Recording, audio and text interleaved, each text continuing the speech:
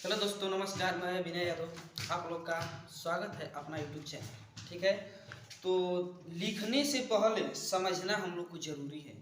जब मैट्रिक का परीक्षा हम लोग देंगे तो लिखने से पहले समझना जरूरी है। 10th क्लास के लिए है, क्लास 10th क्लास के लिए है। पेपर आप लोग के सामने है, पेपर आप लोग के सामने है, देख सकते हैं। तो पेपर में ऑब्जेक्टिव की बात नहीं, सब्जेक्टिव की बात। और कुछ लोग थे जो कमेंट कर रहे थे कि सर एप्लीकेशन लिख दीजिए, बता दीजिए कैसे लिखा जाएगा। तो देखिए बता रहे हैं, एप्लीकेशन सबसे पहले हम लोग लिखते समय ध्यान देंगे। जैसे यहाँ पर दे दिया है, right the paper and any one the the type about the 60 या 70, 60 या 70। 60 आपका मतलब लिखने में थोड़ा कठिनाई हो रहा है तो 60 शब्द में भी लिख सकते हैं या 70 शब्द में भी। इस 60 शब्द और 70 शब्द इन दोनों के बीच में या दोनों तक लिख सकते हैं। 70 से थोड़ा 2 4 5 बेसी हो जाएगा तो उससे मतलब नहीं है, लेकिन लिखना है, जो भी लिखना है अच्छे से लिखना है। जैसे दे दिया है डेमोक्रेसी, ये दे दिया है 1 2 3 4 5, 5 देता है, यहाँ पर भी दिखा दे रहे हैं आप लोग के सामने है 5। ठीक, जैसे फ्रेंडशिप है, हमको पता है फ्रेंडशिप पर कैसे लेटर लिखा जाएगा, एप्लीकेशन कैसे लिखा जाएगा। दोस्त के पास हमको भेजना है तो कैसे लिखा जाएगा। योर हेडमास्टर, यानी कि जो हेडमास्टर है हम लोग के क्लास में स्कूल में, उसके पास हम लोग को एप्लीकेशन लिखना है। जैसे हम मेरे दोस्त का शादी है, उसमें जाना है, 2 दिन की छुट्टी चाहिए, तो उस पर एप्लीकेशन लिखना जरूरी है। पहले एप्लीकेशन लिखा जाता था, आजकल तो हेलो गुरुजी। ठीक है, तो चलते हैं। जैसे देखते हैं योर फेवरेट क्रिकेट, यानी कि जो लोग क्रिकेट में बहुत लकी हैं, यानी कि रुचि रखते हैं क्रिकेट खेलने में, बहुत रुचि रखते हैं क्रिकेट खेलने में, तो उसको क्रिकेट पर लिख सकते हैं।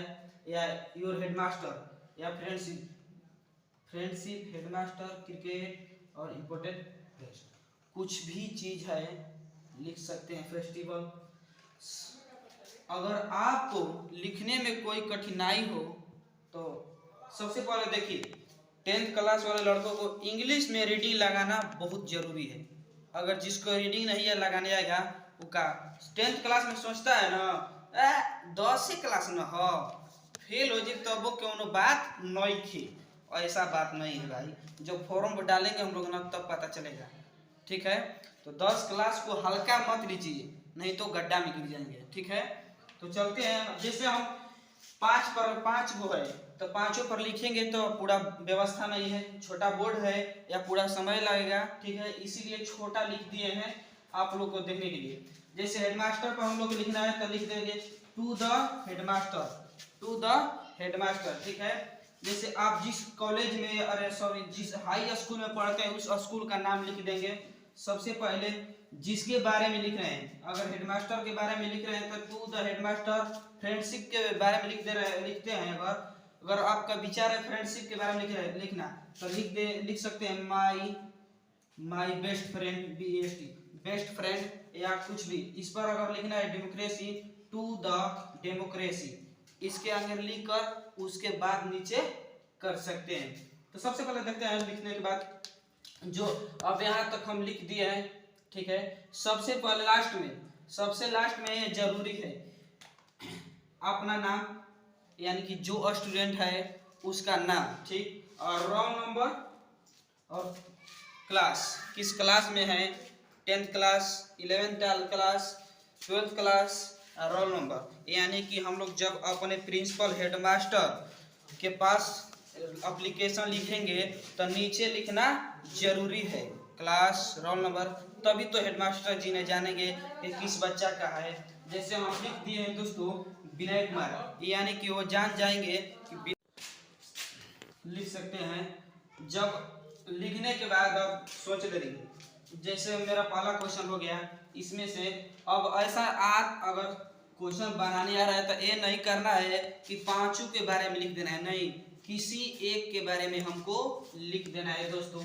जो 5 है इसमें किसी एक के बारे में हमको लिख देना है। अब चलते हैं आगे दूसरे की तरफ। जैसे हम लोग के पास क्वेश्चन मिल रहा है, आप लोग देख सकते हैं, यहाँ पर भी क्वेश्चन है, यहाँ पर भी। जब क्वेश्चन लिखें, यानी कि यहाँ पर 10 क्वेश्चन है और यहाँ पर भी 7 क्वेश्चन है, 17 क्वेश्चन है। अगर हमको सबसे पहले देख लीजिए 1 2 3 4 5 6 6 क्वेश्चन मान लीजिए यहाँ पर है और 6 क्वेश्चन है। जैसे पहला क्वेश्चन है हम लोग के पास, और दूसरा भी है, तीसरा, चौथा, पांचवा और छठवा।